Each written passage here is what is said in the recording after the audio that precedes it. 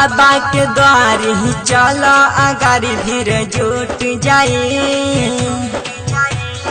बाबा के द्वार ही चलो अगारी भीड़ जुट जाए।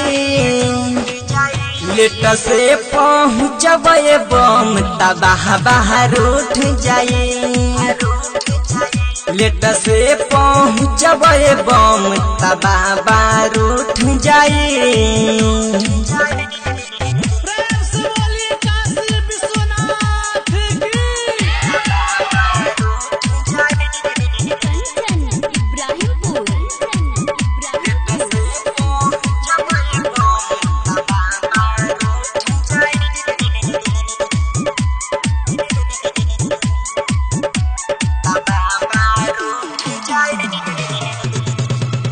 अरे संगे संगे नाचल जाई दुआरिया हो, हई जा बाबा के पूजरिया हो। घर ही से नाचत चलल जाई बाबा के नगरिया हो। संगे संगे नाचल जाई दुआरिया हो, हई जा बाबा के पूजरिया हो।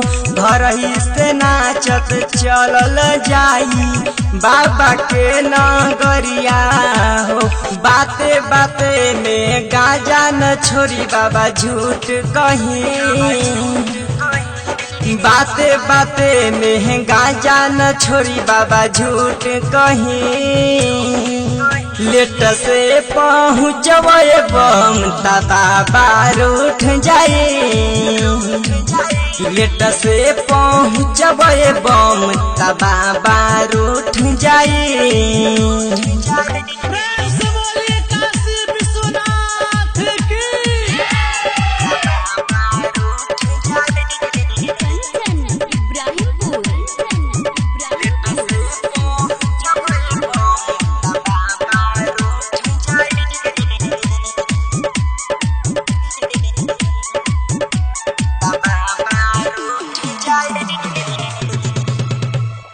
कहता भरत के सूली न हो, देवघर में गाजा धूती हो। कहता सतरोहन ललित राजेश रूपेश के बात सही हो।